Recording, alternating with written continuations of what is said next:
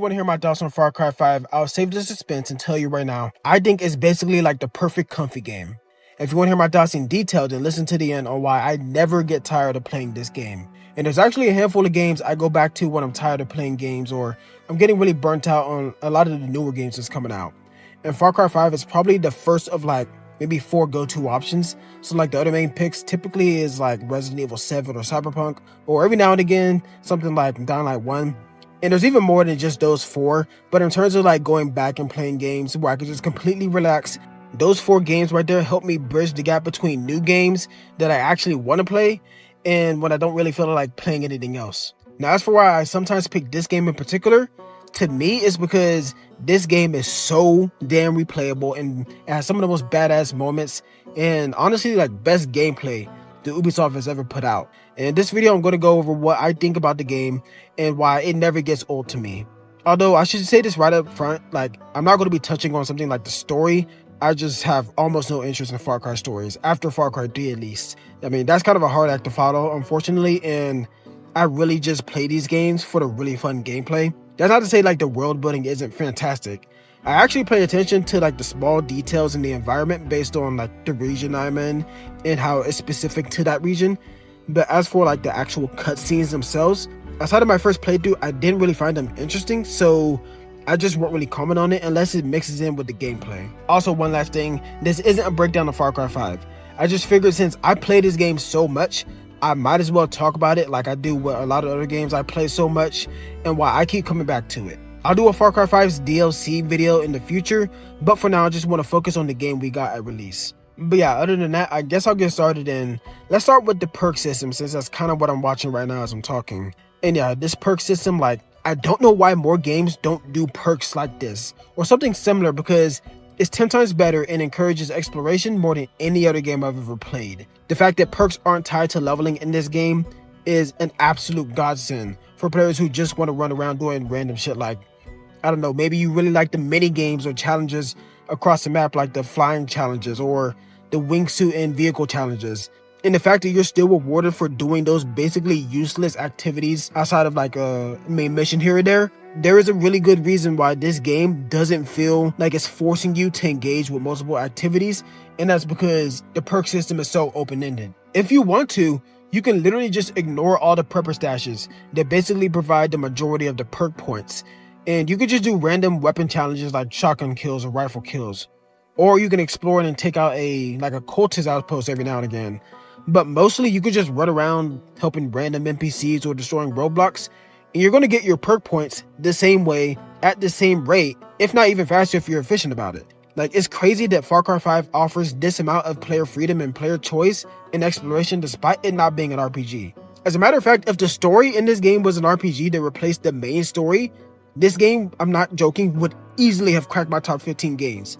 Because it offers the best variety in terms of like playstyles and also lets you go where you want and lets you do what you want to do without hindering your experience with progression by blocking things behind, you know, in-game requirements and stuff like that. I really like this game lets you just do whatever you want. It's literally an open world FPS sandbox. Also, the perks themselves are useful. Like, there's not a single perk in Far Cry 5 that is useless. Like, there's some I can live without for sure, but I almost always play this game on hard mode. And on that mode, you have to constantly be using your consumables and crafting different throwables. And especially if there's a few heavies, like you're going to run out of ammo quite often. So every perk is important and it gives you just that much more edge. My biggest positive about the perks is the point balance system or whatever you want to call it. This is something even my favorite games of all time get wrong. Like the fact that the most basic fundamental perks like grappling or the repair torch tool, they are really cheap to acquire is important because the game still makes you earn that piece of equipment and you still feel the satisfaction from unlocking it. But they make a point of not gatekeeping very crucial tools to how you engage with the game until like really late in the game. And then like the last 20% of the game, you're scrambling and scraping, trying to use this ability or piece of equipment as much as possible because you just got it when the game is basically feeling like it's almost over. I swear to God, I cannot stand when games do that. Why blue balls your players into thinking that they can play the game with the best gear or equipment that changes how they interact with the game, but then you keep it locked until late in the game? It's a mystery to me. I'll never understand why games do that. Thankfully, Far Cry 5 doesn't do that. But there's still a balance to the perk point cost with more, maybe not more important, but like more everyday essential perks like the ammo capacity increase. It costs way more points than other perks because it gives you an obvious advantage with your arsenal, but it's not ridiculously overpriced where you just go, you know what, I can live without it. Like everything feels appropriately priced and is also available to you from the jump. And yeah, like I said, I don't understand the attachment these studios have to these basic ass lock everything behind an arbitrary progression wall system, and then unlocks basically whenever they feel like you should use it. Nah, let me play with it right away. So yeah, like that's like one of the first things about Far Cry 5 that makes it so damn fun and replayable. And it makes sense since the next thing is an extension of that open-ended perk system, which is the resistance meter. So because the perk system allows you to play with any playstyle and lets you choose what objectives to prioritize, that level of freedom naturally encourages you to explore as much as possible and do as many different side missions or, I don't know, like RNG rescue missions or roadblock missions, you know, like small stuff like that. And it's actually really interesting because that's made it to where no two playthroughs for me has looked the same, both in terms of like my playstyle and how I explored the map. So like for some playthroughs, I went full stealth and maxed out on the bow upgrades and bow perks. And I would mostly target the outposts and VIP cultists, and I was starting in the region that had like the biggest threat of outposts, which I believe is Fate's region, but I can't be sure about that. Or let's say like if it's John's region. I feel like John's region is mostly caters to like I don't know, maybe vehicle combat. So what I like to do is get anything related to vehicle combat. That would be, you know, AP rounds, vehicle damage perks. I would also typically choose marksman rifles in this case as well. And then I would also unlock at least one air and ground vehicle. And you can sort of start to see how the freedom to progress with any activity at any time and the ability to unlock anything at any time leads to different start points every time you play this game. It's actually funny because I completed a whole playthrough before doing nothing but like outposts and side activities or destroying silos and shrines. I didn't get a single companion, well, outside of Boomer, of course, because he's a good boy. You gotta have him. But other than that, I filled up every resistance meter for every region without doing any of the main objectives that I didn't have to do. Another reason I can play like this is the overall combat itself being so unscripted and chaotic that it's one of the main reasons this game never gets boring and remains the best feeling combat in any Ubisoft game. Every combat encounter is super unscripted because of the randomization in each region. I would say most combat encounters, they start out simple enough before they dive straight into chaos. So like, for example, you might come across a bear and a cougar fighting, which is also another really cool detail that predators target each other or also cultists. But let's say that you start shooting those predators and a cultist truck nearby spots you. They get out and then they start attacking you, and let's say you have your companion with you. Then your companion accidentally, I don't know, maybe they explode something, they shoot a nearby explosive barrel and it sets you on fire. Now you gotta stop, drop, and roll and get away to heal. But then the cultist plane is overhead and it joins in. Now you gotta reposition again. And all of that can stem from one random encounter between two predators. All of a sudden the area is filled with heavies and resistance coming to help you, to back you up. And then there's also an enemy plane in the sky.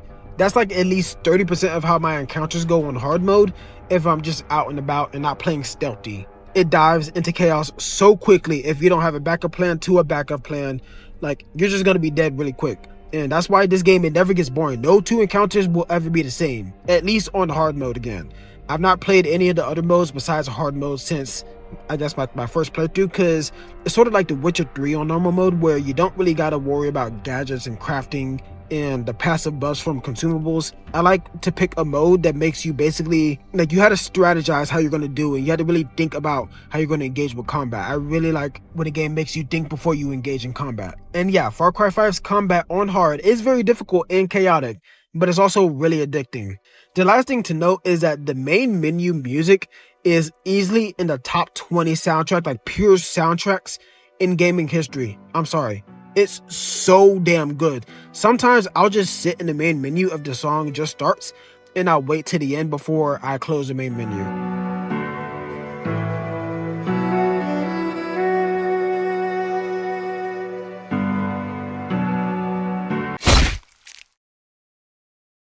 That's why it kind of upset me whenever I got this game initially and I was like, oh, there's no in-game radio? Because I listened to the menu music and I'm like, dang, this is a banger. Like, imagine if they had an in-game radio that played all of the soundtracks as well as possibly like they had a resistance radio channels or whatever, or maybe like cultist preacher channels or something like that. If that was in the game, I swear to God, Far Cry 5 would easily be in my top 30 games of all time, probably top 20, because I would just add to the immersion and it would make the game so much more vibey.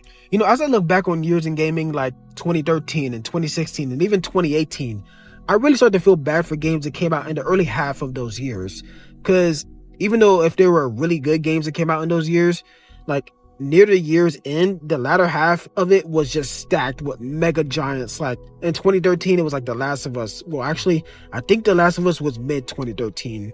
But still, like later in that year, we had GTA 5. And in 2016, you had Dishonored and Titanfall 2 or Battlefield 1. And then in 2018, obviously, I think that's probably one of my personal favorite gaming years ever. And yeah, I think that Far Cry 5 was kind of suppressed by all the games that came out after it, despite it being Ubisoft's fastest selling and best selling Far Cry game to date, considerably more than Far Cry 3, which is kind of surprising, but from a casual's perspective, it made perfect sense to me. They essentially took what worked from Far Cry 3 and left out what didn't, even making fun of what didn't, like the radio towers, which showed that they knew what they were doing with this game. And I just really think they made one of the most badass Far Cry games, jam-packed with the most badass moments, and with the best replayability of any game that they've released. And it's why I keep coming back to Far Cry 5. Outside of the story and the in-game radio, I wouldn't change a single thing about this game. It never failed to help me when I just want to have a few hours to just relax and play something with zero expectations and just have fun. But yeah, that's all I gotta say about Far Cry 5 for now. Again, I will be doing a Far Cry 5 DLC video later at some point, but yeah, for now, I mean, this game is so fun and is so addicting. If for some reason you haven't played this game, I mean, it's probably going to be on deep sale for like $20 or something. Get this game. It will not disappoint. It is one of the most addicting games I've played recently. And yeah, if you have played Far Cry 5, then let me know your thoughts on it in the comments down below. I know a lot of people are just kind of lukewarm on it. They think it's like an okay game. And like, there's definitely a market for okay games. Everything needs to be a masterpiece. But I think that this okay game is actually a really good game, but it's just so addicting to play and it's so replayable. So that's why I love it. But yeah, anyways, that's it for me. I'll see you next time.